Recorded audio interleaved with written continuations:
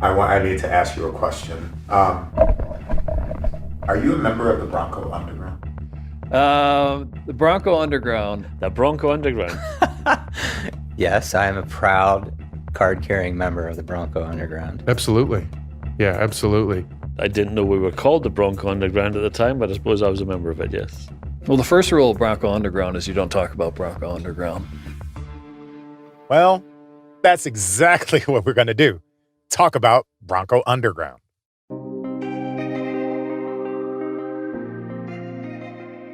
I'm Sonari Glinton, and this is Bring Back Bronco, the untold story.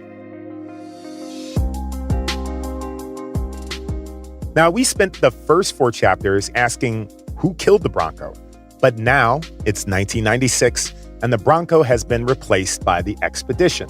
So I've got a different question to ask. If you love something enough, can you bring it back to life? Are there enough people and enough passion out there to bring Bronco back?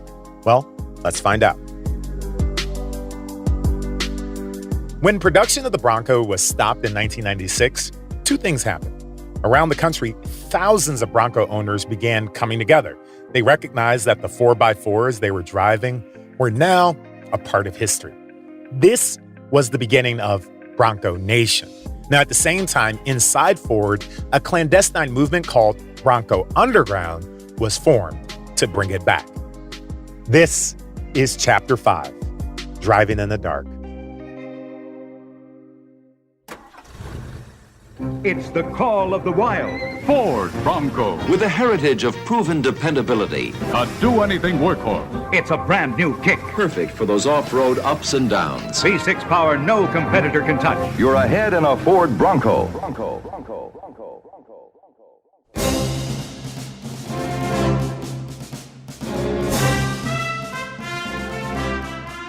Does anyone remember the A-Team? Dun, dun, dun, dun, dun, dun, dun. You know, a crack commando unit. They escaped into the Los Angeles underground.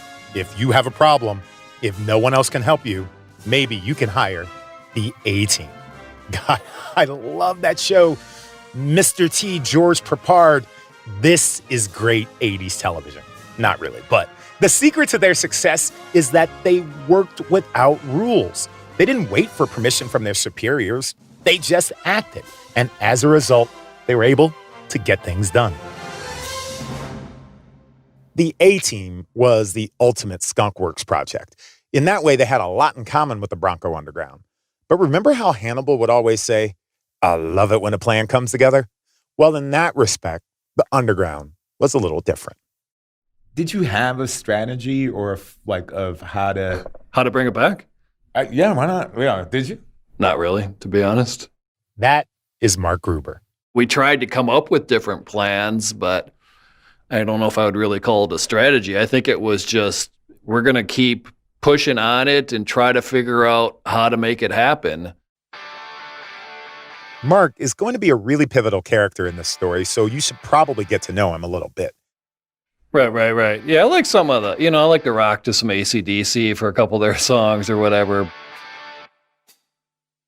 Mark comes across as a teenager trapped in a grown man's body. He walks the way high school kids do. He doesn't really carry himself like a regular Detroit executive. He's a jeans and t-shirt kind of guy with the ever-present Ford merchandise. Today, it's a Bronco t-shirt. I would say I dislike minivans just because it's got no personality. It's just so practical and functional. Feels like you're just driving a box around. For Mark, working at Ford is a family thing. So I'm actually a 4th generation, believe it or not, at Ford. Second here. There you go. So I had both my parents work for Ford.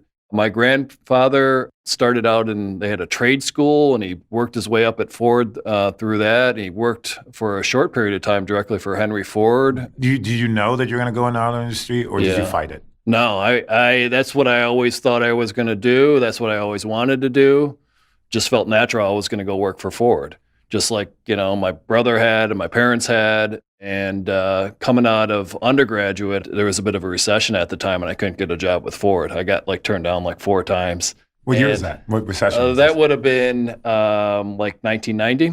So it was really disappointing at the time that I couldn't get a job with Ford. So then I had to change plans and I went to work for a bank for 4 years.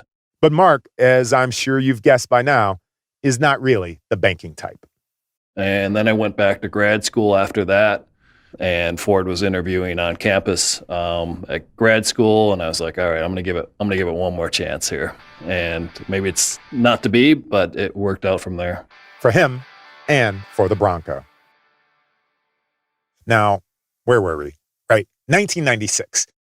As soon as Bronco went away, there was a group that was just super passionate about what does it take to convince leadership to try to develop the proposal, whatever we have to do, let's try to bring Bronco back. To be clear, Mark wasn't the leader of this group. There really wasn't one. There's no formal membership to Bronco Underground. I would describe it more as just a commitment of who's ever involved in that to be passionate and do whatever they can to try to get Bronco back. He worked on the Bronco at night, on weekends, on his lunch hour, really whenever he could push his real work to the side of his desk. The Underground would meet in the cafeteria or maybe chat in the elevator. Sometimes it was just a nod during a meeting. It would be like, hey, let's look how popular the competitor products are doing. Or, hey, there's, some more research kind of saying the values of the old Broncos are going up. Whatever that type of info, it would just kind of fire up the individuals to say, see, we should be doing the Bronco. Underground members were sprinkled throughout the company. One of them was Tom Patterson. And there was this passion about the people that got together. And just like the A-Team, they were an odd collection of characters. There was the MacGyver, who understood how to engineer what it would take to get a legit off-road vehicle. Then there was kind of the brains, who knew, okay, we can build it at this plant, and this is how much it's going to cost, and this is the fuel economy target we're going to have to meet. The customer, that was me. That was my skill set of what I brought was customer insights. And then we had a studio person. I refer to them as the sketcher. The sketchers would, they were doing stuff. So, you had a pretty good cross-section of people. All those people had full-time jobs where they had to answer to their bosses, but things were different on the Bronco. It was freedom. There was nobody telling us, you got to go to this executive or you got to go to this meeting. It was just like, no, we're going to get together on our free time and we're going to make a paper that says you should do this. And here's all the extensive thought as to why and how. Typically kind of be almost like, can you kind of do this, on your lunch hour? Can you do it after hours? But you are using Ford resources to kind of do that. So might be frowned upon, but, I think there was just so many people with such passion that kind of wanted to make it happen. The Underground's first goal? Prove there was demand for a new Bronco. Now, if they built it, would anybody buy it? Well, the proof was found hiding in the foothills of East Tennessee.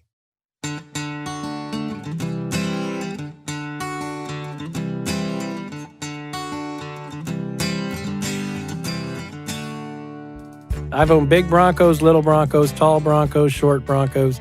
Tom Broberg is, was, and will always be a diehard Bronco fan. My daughter has an early Bronco. My son has an early Bronco. My other son has a full-size Bronco. So my parking lot, my driveway has always been full of Fords. By the late 90s, all those Broncos were orphans, abandoned by their maker. We were having a little bit of missing it. So we had to do something to help keep our blood blue and keep that Bronco enthusiasm going. And a community needs a shared history, stories and rituals that bind them. So Broberg decided he would become the teller of those stories. And me and my wife, Donna, we started Bronco Driver magazine. Quite laughed at by the crowd when we started a magazine dedicated to just the Ford Bronco. To be clear, it was the magazine crowd that was laughing. The Bronco crowd loved it.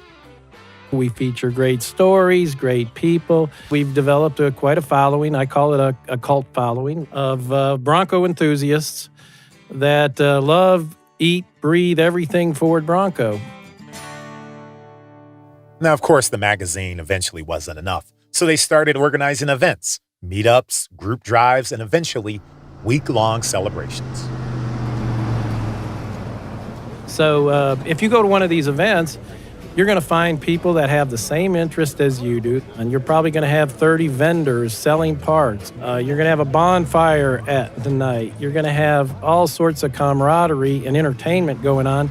It's crazy how similar brain patterns people have, regardless of where they live in the America, regardless of their socioeconomic status, regardless of their political, affiliation. They all love each other. They all get together. And it's all based on the Ford Bronco.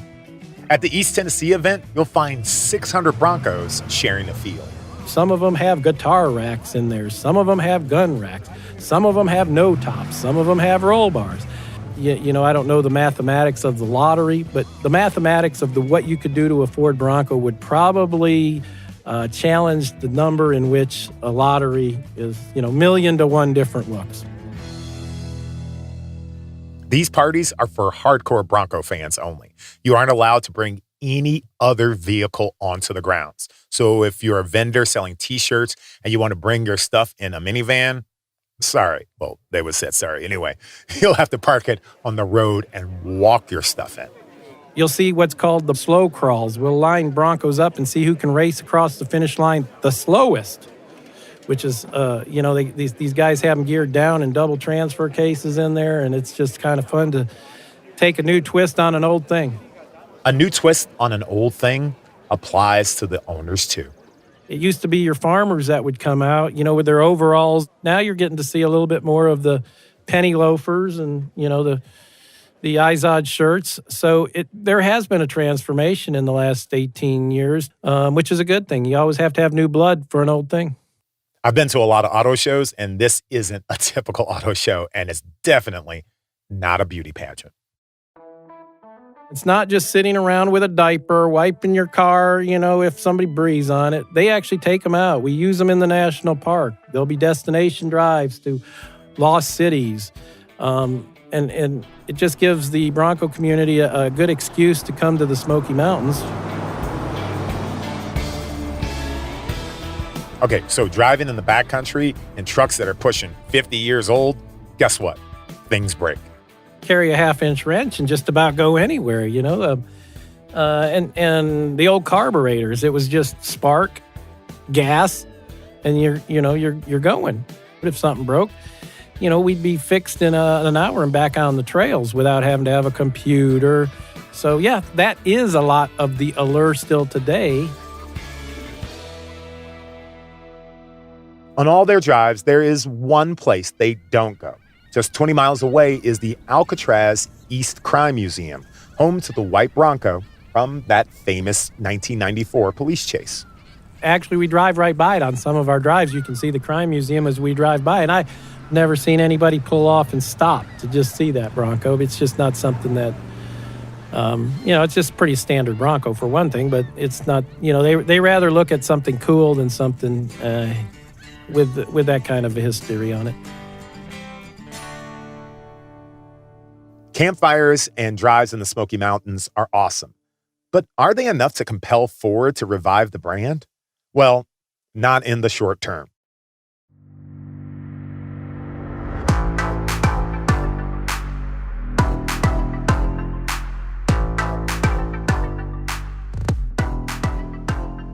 It's the late 90s. Mark Gruber and his friends are working late, sketching trucks, trying to figure out costs. Meanwhile, the success of Tom's Magazine and dozens of fan groups that grew into Bronco Nation have clearly shown that people are still in love with the Bronco. So now the underground has a new goal.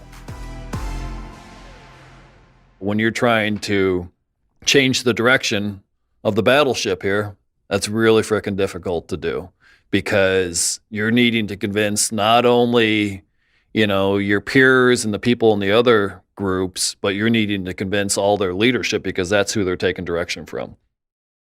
To get their ideas taken seriously, look, they needed a champion, an executive with enough clout to smooth the way. These guys needed a godfather. At the top of the house, it just, there was not a lot of love for it. And, it just frustrated the heck out of myself and others to say, we don't get it. Why are we not bringing this product back? It makes all the sense in the world to us. One explanation is that these executives they're trying to convince, in many cases, are the same people that had killed the Bronco in the first place back in 1996. You're almost asking them to say, hey, something's changed or the decision we made before is wrong. Now, those executives, they saw things just a little bit differently. The Underground is trying to revive a brand that was created for freewheeling 60s. They're talking about sunny skies, fresh air, the wide open road. But that's not exactly what Ford honchos were seeing as they were driving home from Dearborn through Detroit and its suburbs, especially in the late 1990s. At that point, a Detroit native-born son, a lawyer, Dennis Archer, is elected mayor. That's Bailey Sissoy Moore. She's my guide to all things Detroit. He inherits a mess. Smallest population in 60 years in Detroit. We're under 600,000 people, making us the only American city in the country's history to have a population over 1 million fall below 1 million. We have a public school system that used to be one of the finest in the world that is now struggling even to stay off the top 10 worst list. We've got huge deficits. City taxes aren't being paid. Our water is the highest in the nation. Every time you say this, I want to go hard times. Hard times, yeah. It was bad, and there's no sugarcoating that. Was good stuff happening? Yes. Was the Detroit Institute of Arts the fourth largest art museum in the country and doing amazing exhibits? Absolutely. But was stuff bad? Feet on the ground? Was it hard to be a Detroiter? Absolutely. I remember there was a slogan. What is it? Stand up and tell them you're from Detroit. Is that the one? Yeah, but part of the slogan was, when you travel, say nice things about Detroit. And I remember people thinking, we're broke. We're not traveling anywhere. Where do you think we're going to spread the Detroit gospel? But there was this real chip on our shoulder because Detroit was feeling, in a lot of ways, like we got used, like we were there when everyone needed us, but now greener pastures and they left.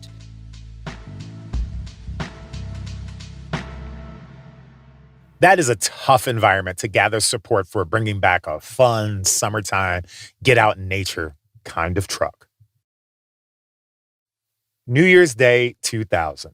We all woke up that morning to a new millennium and to a huge sigh of relief that Y2K hadn't actually crashed all our computers. Right around then, deep inside of Ford's top secret design studios, the Underground started something new. Well, we thought, let's do a Bronco, and there was many iterations of Bronco in the past, where we sort of decided to really pick on what we thought was the original Bronco and be true to that. So that's Maury Callum, a visionary in the car design world. He was also a member of the Bronco Underground. I grew up in Scotland, and I probably didn't see a Bronco until I was in my 20s, I imagine. But I think it's always a case of you sort of lust after what you can get, as it were. And so he made his own, codename U260. We did a 4-door hardtop, and we did a 2-door convertible. It was bright red. It's inspired by 66. Very simple, very plainer body side, very clean, but and very utilitarian in a way, I would say.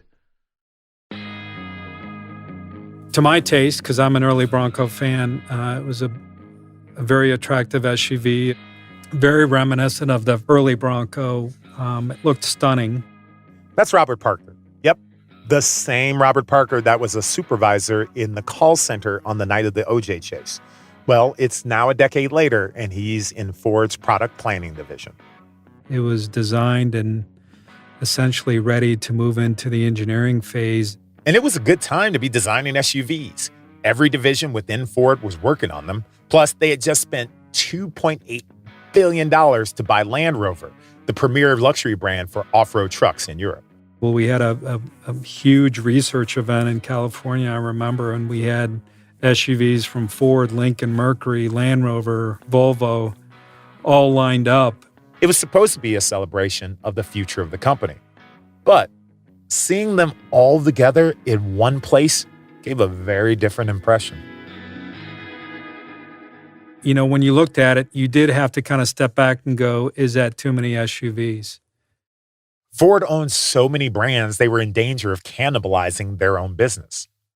There was a lot of debate around what the heck, are we doing with an SUV at Mercury? Shouldn't we take SUVs out of Mercury's lineup? And does Lincoln need an SUV if we've got Land Rover and Volvo? Now, all of those brands had established reputations in the market. Land Rover in particular was a premium name that Ford had just invested a pile of money in. And then the U260 was something new and unproven. And it was the company's view at that stage that we had too many SUVs and needed to not have another SUV in the stable. And so Bronco was the one that was canceled.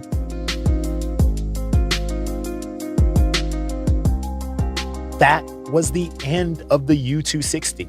Now that bright red model was rolled into a storage garage and covered up with a gray sheet. Maury Callum was heartbroken. Mark Gruber was gutted. He closed up the file, put it on a shelf, and focused on his day job. But the Bronco Underground works in mysterious ways. You see, there were about 20 members of this group spread over a corporation with 200,000 employees. They didn't all know what the others were doing.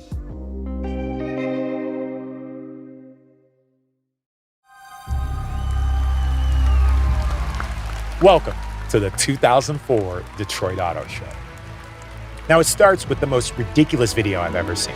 There are stars and planets swirling around through space, and then the camera zooms into planet Earth. Now, the animations look really cheesy because, it's 2004.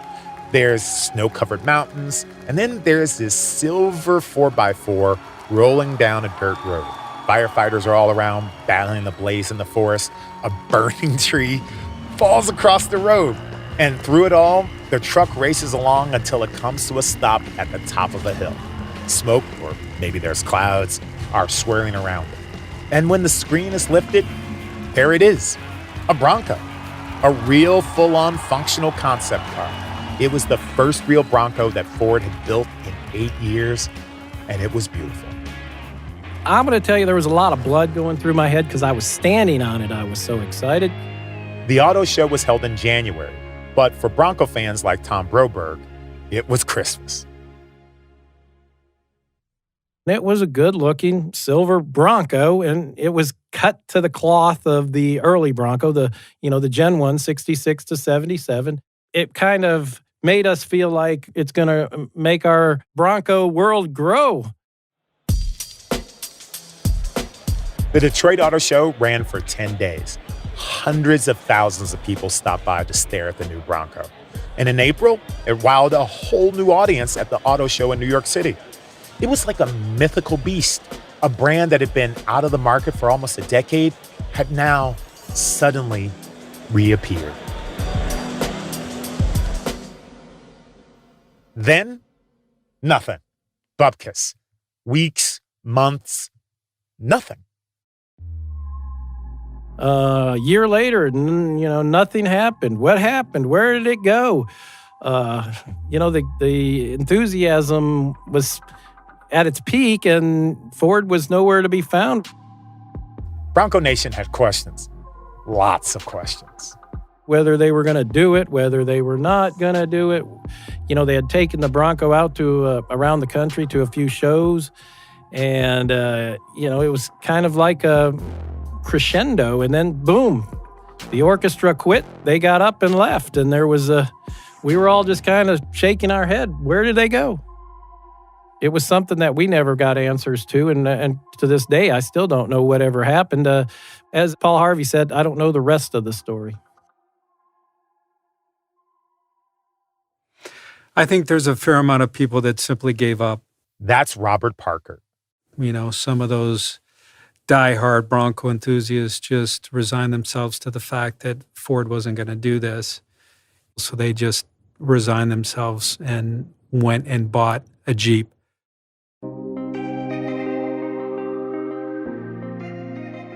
That was the biggest fear for the Bronco Underground, that people would just forget about the brand and drift away. If the passion dissipated, then the chances of reviving the truck would also disappear.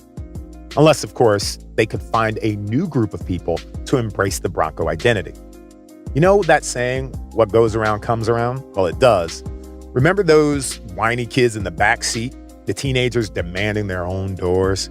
The demographic boom that forced the automakers to switch from two-door trucks to four-door models? Well, those millennials are all grown up now, and Ford wants to sell them a new truck. That is the next chapter of Bring Back Bronco, the untold story. I'm Sonari Glinton. I'm not a millennial, but you can subscribe on Apple Podcasts, Spotify, Google Podcasts, or wherever you listen.